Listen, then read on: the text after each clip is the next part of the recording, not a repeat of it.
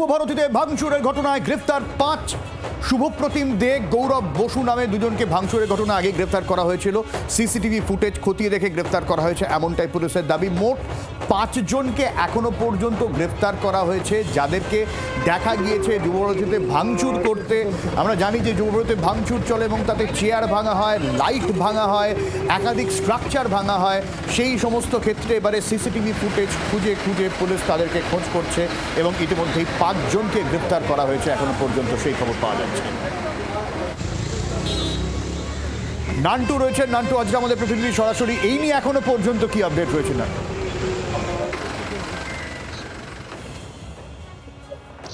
দেখো, তোমাকে জানিয়ে রাখি যে ইতিমধ্যেই ৫ জনকে গ্রেপ্তার করা হয়েছে এবং ১৩ তারিখে মেসিকে দেখতে না পেয়ে সল্টলেক স্টেডিয়ামে যেভাবে ভাঙচুরের ঘটনা ঘটে এবং তারপরে লুটপাট চালানো হয় এবং তার পাশাপাশি পরিস্থিতি নিয়ন্ত্রণে আনতে পুলিশকে লাঠিচার্জ করা হয় এবং অন্যদিকে পুলিশকেও মারধর করা হয় এবং এই গোটা ঘটনায় ইতিমধ্যেই ৫ জনকে গ্রেপ্তার করা হয়েছে।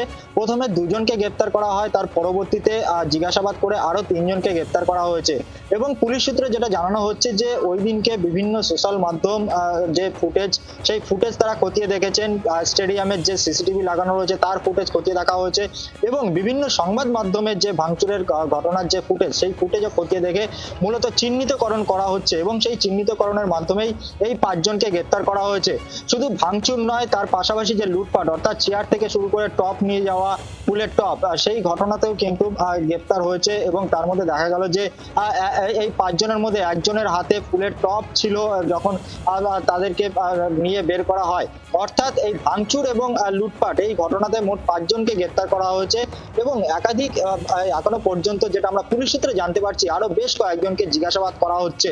মূলত এই ঘটনায় এখনো পর্যন্ত ৫ জনকে গ্রেপ্তার করা হয়েছে। তাদেরকে আজকে বিধাননগর মহকুমা আদালতে তোলা হয়েছে এবং পুলিশ সূত্রে খবর যে তাদেরকে নিজেদের হেফাজতে নেওয়ার একটা আবেদন জানানো হবে এবং এর পাশাপাশি এই ফুটেজ খতিয়ে দেখে আর যারা যারা রয়েছে তাদেরকেও কিন্তু চিহ্নিতকরণের কাজ চালাচ্ছে বিধাননগর দক্ষিণ থানার পুলিশ।